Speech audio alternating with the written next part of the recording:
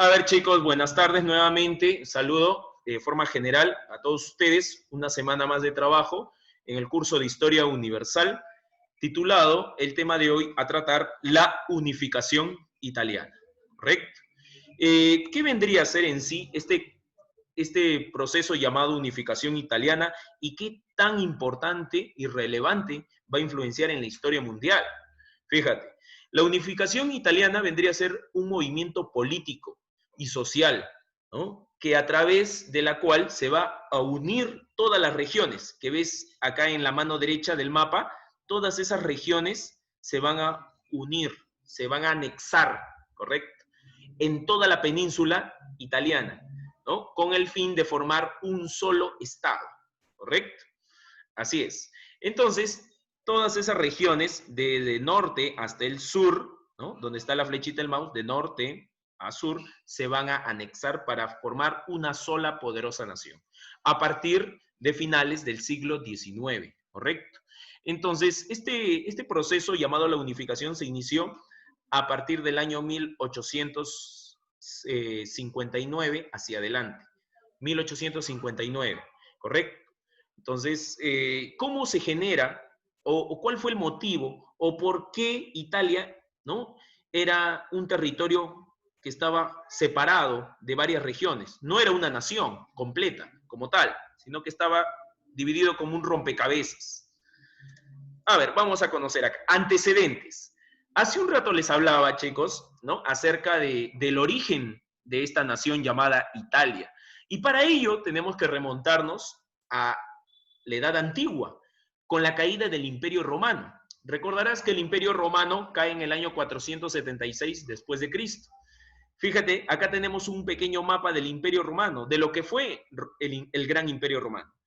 Ahora, entonces mira, acá está esta botita, donde está la flecha del mouse, hay una pequeña botita donde está Italia, ¿no? Claro, eso fue Italia en su momento dentro de la época del Imperio Romano. Pero tras caer, todas las regiones empezaron a separarse, ¿no? Y todo este territorio lo formaban varias provincias o regiones. No era una nación, no era un solo estado. Ahora eran pequeñas regiones, independientes cada una con respecto a otra. Así es, se habían formado o fragmentado en diversos estados, como dice ahí en el antecedente. Ahora, durante todo ese pasaje de la historia, desde la Edad Antigua, desde la caída de Roma, ¿no? Estos territorios fueron estados independientes. Cada uno era ajeno al otro.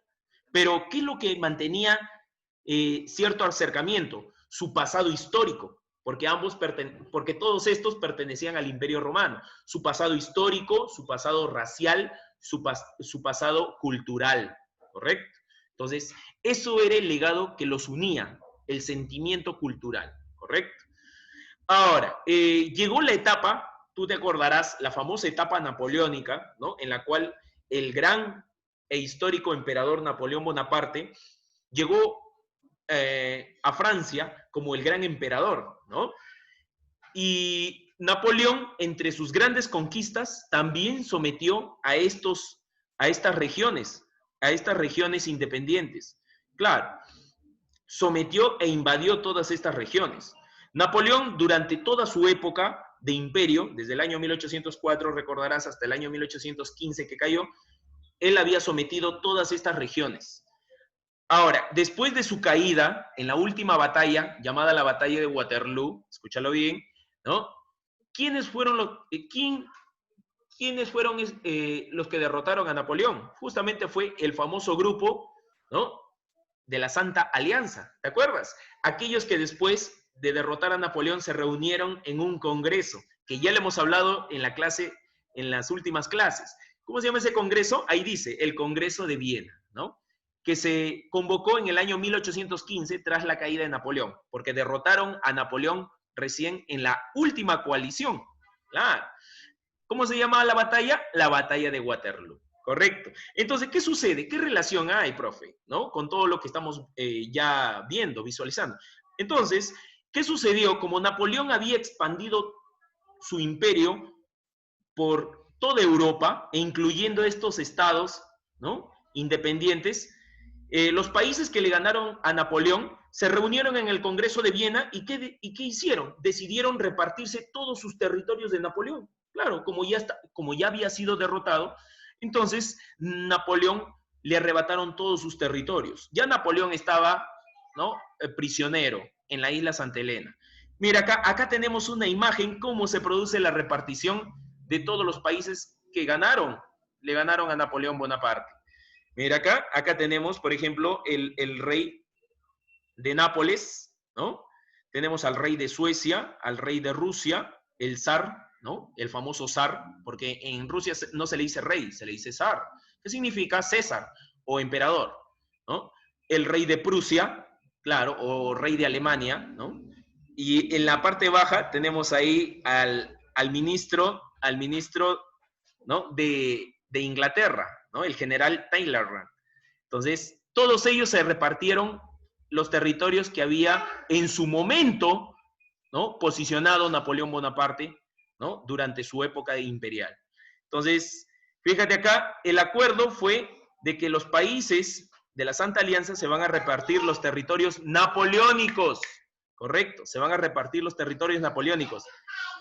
Y justamente cuando llegaron a repartirse todos esos estados que formaban parte de Italia, se dividieron el norte. El norte fue ocupado por los austríacos, el centro fue ocupado bueno, se quedaron los franceses en sí. Los franceses fueron, lo único que se quedó Francia fue con el centro de Italia y el sur con los españoles. Entonces, de esta forma se repartieron todos los territorios de Napoleón. Napoleón se quedó prácticamente ya en su última etapa de existencia, ¿correcto? Ahora, entonces ya Napoleón derrotado, fracasado, en prisión, pasando sus últimos años de vida, prácticamente esa fue la gran humillación de los países aliados, de la Santa Alianza en el Congreso de Viena. Pero estamos hablando específicamente de Italia. Italia también fue posesión de Napoleón y fue repartido de esa forma. Entonces pasó a manos de otros países. Fíjate cómo la historia se va, ¿no?, se va tramando, se va hilando, cómo estos territorios pasaron a posesión de otros grandes imperios, ¿no?, primero de Napoleón y ahora de estos países. Ahora, ¿cuáles fueron las causas que conllevaron a que todas estas regiones se empezaran a unificar, ¿no? Porque ese era el objetivo. Hace un rato te dije, ¿no? ¿Cuál es la semejanza? ¿Qué es lo que todas estas regiones de Italia compartían? Compartían la misma raza, ¿no?, el mismo origen, color racial, la misma religión, ¿no?, y la misma historia, porque recuerdas muy bien que sus orígenes se remontan al Imperio Romano. Entonces, eso es lo que identificaba a cada una de esas regiones o estados, ¿no? Todas esas regiones tenían una misma semejanza cultural. Y eso los llamaba a unirse nuevamente, ¿correcto? Ahora, a partir del siglo XIX nace en Europa, sobre todo, en Europa nace una corriente ideológica llamada el nacionalismo. ¿Qué es el nacionalismo? Es el fervor, el amor a los orígenes históricos. Y justamente estas regiones van a empezar a promover esa corriente llamada el nacionalismo. Y el acuerdo va a ser de que todas las regiones van a empezar a unificarse, van a empezar a proponer unirse todas ellas y formar una poderosa nación, que posteriormente sería catalogada con el nombre de Italia. ¿Correcto? ¿Ya? Entonces, el norte, el centro y el sur van a empezar a unirse, a unificarse para formar lo que sería llamado, ¿no?, el Estado italiano. Entonces, esas fueron las causas. Llamaba sus orígenes, su historia, su cultura, los llamaba a nuevamente formar una sola nación. Ahora, el proceso. ¿Cómo se va a generar este proceso histórico llamado la unificación italiana? Mira, Italia, para poder cobrar nuevamente una sola nación, no va a ser tan fácil. Va a ser un proceso arduo y extenso. Te dije, se inició en el año 1859, ¿correcto? y se va a extender hasta el año 1920, ¿no? 1920. O sea, es un proceso arduo que demandó de mucho tiempo, ¿no? Hasta después de lo que vendría a ser la Primera Guerra Mundial, claro, porque ya para la Segunda Guerra Mundial ya el Estado estaba completamente unificado, ¿correcto? Ya para la Segunda Guerra Mundial, ya el Estado italiano era un Estado más sólido, ¿no? Ya estamos hablando de una nación más poderosa. Por eso Italia y Alemania en la Segunda Guerra Mundial son ya dos países más preparados y sobre todo de más fervor nacionalista, ¿correcto? Pero no hay que irnos tanto hacia el futuro. Ya eso lo vamos a ir tratando en las clases sucesivas. Les decía, este proceso es muy largo y va a demandar de cinco etapas, de 5 periodos. Son cinco periodos dentro de los cuales se va a desarrollar la historia de la unificación. La primera etapa se hace llamar la anexión del norte de Italia. Anexión del norte de Italia. ¿Qué quiere decir? Que las regiones que ves acá en el mapita, estas regiones, la región de Piamonte y Lombardía se van a unir. Van a ser las primeras regiones en unirse, ¿correcto? En unificarse. Y en aquellos tiempos, ¿no? La zona de Lombardía, la que está de color verde, le pertenecía al Reino de Austria. ¿Te acuerdas? En el famoso Congreso de Viena, donde se repartieron los imperios, los territorios que antes le pertenecían a Napoleón Bonaparte. Claro. Entonces, Austria tenía la posición de Lombardía. ¿Y quién se va a levantar? ¿Quién va a ser el líder que va a organizar la primera unificación en esta primera etapa? Va a ser el rey de Piamonte, Víctor Manuel II, ¿correcto? Ahora, el ministro, justamente, su brazo derecho de este personaje llamado Víctor Manuel II vendría a ser el conde de Cavour, o también llamado Camilo Cavour. Estos dos van a ser los artífices de la primera unificación. Entonces, cabe señalar que estos dos personajes van a estar apoyados por un emperador extranjero, ¿no? Este vendría a ser el emperador francés ya para aquellos tiempos. Mira acá, ¿quién es este? Tú lo conoces. Se llama Napoleón III, claro, del cual ya hemos hablado en el Segundo Imperio Francés. Entonces, él los va a apoyar para lograr su cometido, unificar Lombardía con Piamonte. Entonces, se van a enfrentar a los austríacos que habían tomado la posición de este territorio. Entonces, se produce la guerra contra Austria, ¿no? Los nacionalistas, ¿no? Liderados por Víctor Manuel y su asesor, el conde de Cavour, ¿no? Apoyados por Napoleón III, van a derrotar a los austríacos en el año 1859. Ahora, ¿y cuál el resultado? Victoria de los nacionalistas. Se va a producir la unificación de Lombardía a Piamonte. O sea, se van a unir estas dos primeras regiones. Fue una medida histórica.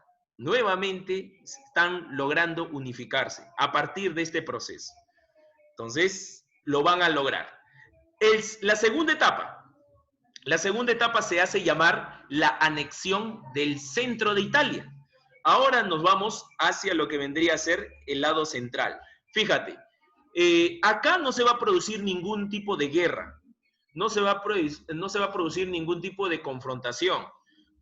Acá simplemente las regiones de Toscana, como ves en el mapa, la región de Toscana, la región de Modena, la región de Parma, ¿no?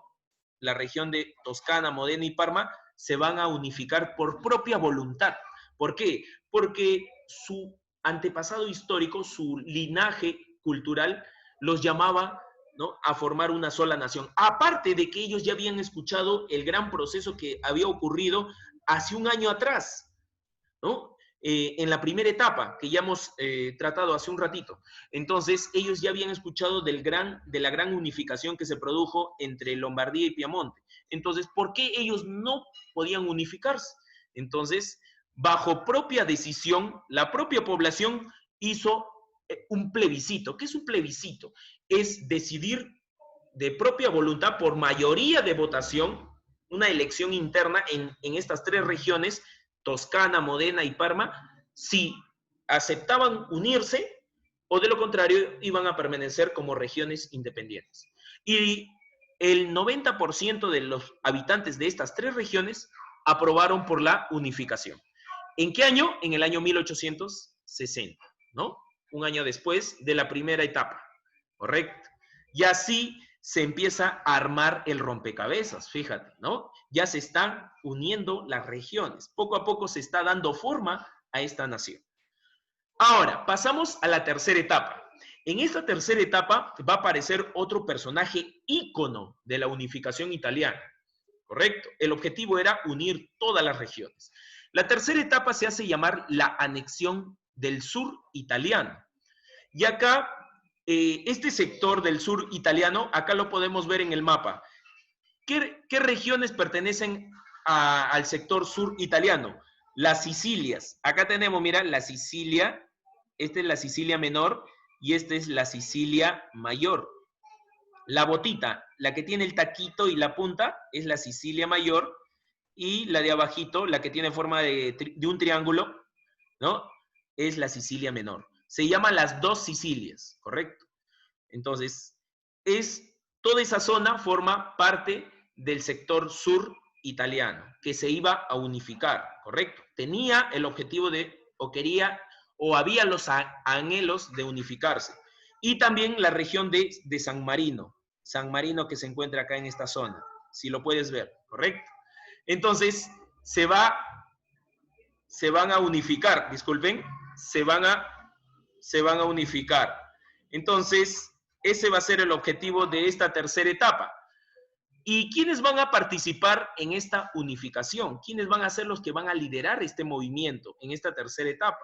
Va a ser justamente el rey Víctor Manuel II, y nuevamente aparece su brazo derecho, el conde de Cavour, ¿no? Ahora, y va a aparecer otro ícono de este proceso llamado la unificación italiana. ¿Y quién va a ser?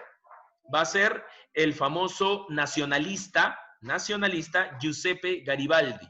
Este personaje va a dirigir las masas populares. Ahora, recuerda algo muy importante que también va a servir para una posible pregunta del examen, ¿no?, mensual. Mira, ¿qué es lo que sucede? Tanto Víctor Manuel, te acordarás que Víctor Manuel y el conde de Cavour fueron los primeros en lograr la primera etapa de la unificación, sí, pero ellos solamente eran obedecidos por la clase alta de estas regiones. En cambio, Garibaldi tenía más la fama de la clase media y sobre todo de la clase baja, popular, y el que menos seguía a Garibaldi. Garibaldi era una especie de héroe popular, ¿no?, querido por la población de la clase baja, de la más necesitada, ¿correcto? Entonces, la mayoría de los habitantes de las dos Sicilias y de la región de San Marino siguieron a Garibaldi. Claro, que estaba siendo apoyado por Víctor Manuel y por Cavour, el conde de Cavour que vemos acá a la mano derecha. Entonces, de esa forma se organiza este tercer movimiento. Ahora, y el resultado de este tercer proceso va a ser una victoria de estos tres personajes, sobre todo de Garibaldi, que él va a ser el líder de su movimiento rebelde llamado los Camisas Rojas, justamente porque portaban una vestimenta muy característica, como puedes ver en la imagen de la parte inferior, ¿no? Entonces, estos personajes se enfrentaron al reino de España. ¿Por qué? Porque España, recordarás que había tomado el control de este sector del sur de Italia después de la repartición en el Congreso de Viena, ¿no?, del cual ya hemos hablado en el antecedente, del Congreso de Viena, donde se repartieron los grandes imperios que derrotaron a Napoleón Bonaparte. Entonces, obtuvieron la victoria. Garibaldi fue el héroe, ¿no?, el más querido, el más respetado entre los tres, ¿correcto? Ahora, la victoria fue nacionalista y se logró unificar las dos Sicilias, la Sicilia menor y la Sicilia mayor, y también la región de San Marino. mira, ya todo se estaba, ¿no? Anexando, se estaba unificando, ya se le estaba dando forma al Estado italiano. Como dato importante, ¿no? A partir del año 1863 que se logra esta tercera unificación, este tercer proceso, ¿correcto? Ya el reino como tal se estaba llamando Italia. Ya no eran regiones o estados independientes. Ahora ya casi el 70% del territorio ya estaba unificado y debía tener un nombre como país, como nación. Y ya justamente era Italia. Entonces, ¿y por qué Italia, profe? Justamente porque se encuentra en la península, ¿no? En la península itálica. De ahí donde deriva el término, ¿no? Itálico, ¿qué quiere decir? Región estrecha, ¿correcto? Región estrecha. Ahora, Víctor Manuel II, entonces, como ya propiamente se estaba unificando el 70% de todo el territorio, ya era un imperio, ya era un país como tal, y se necesitaba de un líder, de un jefe, de un ejecutivo, de un gobernador, y justamente quien ocuparía el cargo de rey de Italia, de esta nueva nación que ya estaba surgiendo, sería Víctor Manuel II, ¿no? Por su poder influyente, por su influencia económica, política y social. Así es, pero nadie va a olvidar a este personaje que movió a la clase popular para rebelarse, llamado Giuseppe Garibaldi. Así es. Ahora, la cuarta etapa. La cuarta etapa ya vendría a ser la penúltima región. Habían dos regiones todavía que faltaban unificar, una que era Venecia y otra que era Roma. Y justamente en esta cuarta etapa, Venecia va a ser la región que se va a unificar. ¿Y dónde queda Venecia, profe? Mira acá, acá tenemos Venecia, mira, en esta región de color anaranjado, este sector es Venecia, correcto. Entonces faltaba unificar ese territorio, ¿no? Y estaba bajo el control de ¿quiénes? De los austriacos. Claro, recuerda muy bien que estaba bajo posición de Austria debido a que se repartió en el Congreso de Viena, ¿ya? Entonces, el reino austriaco tenía el poder, el control del territorio de Venecia. Ahora, va a ser muy difícil, ¿no? Enfrentarse a los austriacos, porque para aquellos tiempos era un poderoso ejército, ¿no? Ahora, pero ya la confianza de los nacionalistas italianos era muy grande, porque ya habían ganado a Austria en la primera etapa, si bien recuerdas. Ahora, en esta cuarta etapa, tenían que dar el golpe de gracia, el golpe final, para destruir y expulsar definitivamente a Austria de territorio italiano. ¿Quiénes van a aparecer nuevamente? ¿No? Los dos grandes y principales personajes, ¿no? Víctor Manuel, que ya era rey de esta nueva nación que se estaba formando, Italia, y su brazo derecho, siempre participando en todo movimiento, ¿no? Camilo de Cavour. Estos dos personajes van a liderar, y aparte de ello, van a recibir el apoyo de otro reino, ¿no? ¿Te acuerdas que en la primera etapa recibieron el apoyo del Imperio Francés de Napoleón III? Sí. Ahora van a recibir el apoyo en esta cuarta etapa, ¿no? del Reino de Prusia, ¿no? Prusia y Austria en aquellos tiempos eran enemigos a muerte. Por eso los prusianos apoyaron a los nacionalistas italianos para lograr, ¿no? obtener Venecia. Entonces se enfrentaron, ¿no? Y el resultado, ¿no? fue a favor de los nacionalistas, ¿no? Víctor Manuel II y Cavour lograron la victoria, claro, con el apoyo del Reino de Prusia. Y es así como Venecia ya formaba parte de la unificación. Venecia ya era parte de Italia. Ahora sí. ¿Y qué sucedió con Austria? Austria fue expulsado por completo. Ya Austria no tenía nada que ver en tierras italianas. Ahora, en la quinta y última etapa, faltaba una región, faltaba la región más importante de todas, por historia, ¿no? ¿Y cuál era esa? La región de Roma. Y la región de Roma era justamente la que sería posteriormente la capital de Italia. ¿Y por qué era tan difícil ingresar a esa región? Si no es tan grande, ¿no? No será tan grande, pero es la región donde se encuentra la base de la religión católica, o sea, la Basílica de San Pedro. Ahí se encuentra justamente la base donde está el Papa, que es la máxima autoridad. Y el Papa, desde un principio, cuando se generó la unificación italiana, se rehusó a formar parte de ese proceso de la unificación. No quería la unificación. El Papa se negaba por completo a formar parte de este proyecto de unificación italiana. Entonces, por eso fue muy difícil llegar hasta Roma y tomarla a Roma y formar parte de Italia. Pero se va a lograr, así es, se va a lograr.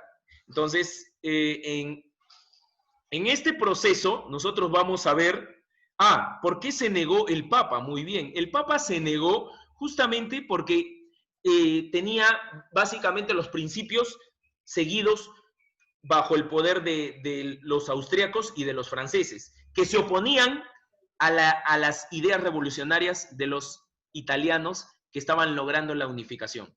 Los nacionalistas proponían la unificación, en cambio, los imperios que habían controlado estas regiones proponían de que las regiones mejor están separadas que juntas, ¿correcto? Entonces, el Papa seguía el lineamiento, ¿no?, de los austríacos y de los franceses. Mejor estar separados que estar unidos, porque la unión no va a llevar a un desarrollo, sino a un atraso. Entonces el Papa aceptaba esa idea.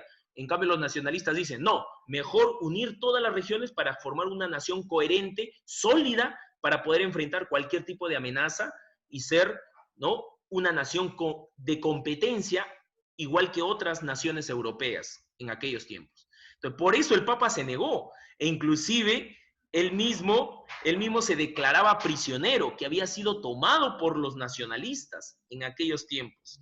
Mira, pero Roma va a ser difícil de poder lograr conseguirlo. ¿Por qué? Porque Roma estaba bajo el poder de los franceses. Y Francia, en aquellos tiempos, estaba bajo el poder ¿de quién? ¿Te acuerdas? De Napoleón III. Y Napoleón III era un poderoso personaje en aquellos tiempos. Era imposible de que los nacionalistas puedan ingresar y unificar Roma, ¿no? Aparte que el Papa también se negaba. Entonces, Roma, esta región estaba rodeada, cercada por varios militares franceses, porque Napoleón III había dado clara la decisión, la medida, que no, los nacionalistas no deben ingresar a Roma. Roma es un estado independiente y no se puede unificar. Pero a pesar de ello, los nacionalistas, con toda la fuerza de voluntad y acompañados, ¿te acuerdas?, por el personaje famoso Giuseppe Garibaldi, ¿no?, lograron penetrar Roma, lograron ingresar a Roma, ¿no?, que era un estado independiente, y es ahí donde logran obtener la victoria. Pero profesor, pero si usted me dijo que Francia es un estado poderoso y Napoleón había dejado, ¿no?, bastantes soldados defendiendo la frontera de Roma, ¿por qué? ¿Cómo así lograron ingresar los nacionalistas? Lograron ingresar los nacionalistas porque Francia, para aquellos tiempos, se estaba enfrentando a Prusia. ¿Te acuerdas la guerra que determinó la caída de Napoleón III? ¿Con quiénes fueron? Con los prusianos, pues. Entonces, Napoleón III necesitaba de más soldados. ¿Y a dónde había dejado la gran parte de sus soldados? Había dejado en Roma, protegiendo las fronteras para evitar que los nacionalistas ingresaran. Pero ahora que necesitabas de soldados para la guerra contra los prusianos, tuvo que remover gran parte de esos soldados que estaban en Roma hacia la guerra, y así dejó desprotegida Roma, ¿no? Sí dejó algunos soldados, pero desprotegida. Entonces los nacionalistas ahí dieron el duro golpe. Garibaldi ingresó a Roma y de esa forma lograron tomar la región romana y la anexaron. Y así se completó todo el rompecabezas, ¿no? Fíjate cómo se completa toda la estructura de Italia. Ya todas las regiones están unificadas. Fíjate, entonces fue un proceso largo, fue un proceso extenso. hay tres personajes que resaltaron que fueron los nacionalistas, ¿no? Víctor Manuel, Camilo de Cavour, que es el brazo derecho, ¿no?, de Víctor Manuel II, y Giuseppe Garibaldi. Víctor Manuel y Cavour representaban a la clase alta, ¿no? En cambio, Garibaldi a la clase media y sobre todo a la clase popular.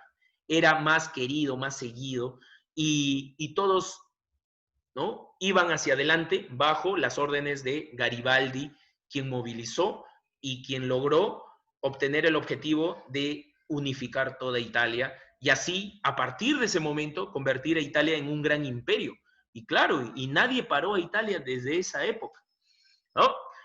Italia logró nuevamente, ¿no?, su objetivo de ser un Estado sólido, con todas sus regiones, ¿no?, tener mismos principios, misma ideología, mismos pensamientos, misma política, misma economía, mismos rasgos culturales, etcétera. Entonces, estos personajes pasaron para la historia de Italia, ¿no? Y fíjate cómo otros reinos extranjeros, cómo en su momento estaban controlando el territorio italiano a su gusto, a su parecer, ¿no? ¿Por qué? Porque en su momento, ¿no?, se repartieron en el famoso Congreso de Viena, ¿no? Ese Congreso de Viena que de una manera u otra le arrebataron todas sus posiciones a Napoleón después de su caída, ¿no? Entonces, de ahí parte todo. Fíjate, este Congreso de Viena que en su momento no tuvo nada que, no tuvo nada que hacer porque de nada serviría porque todo igual iba a caer, ¿no? Todo iba a caer por su propio peso. Gracias, muchísimas gracias, chicos. Tenemos menos de un minuto. A ver.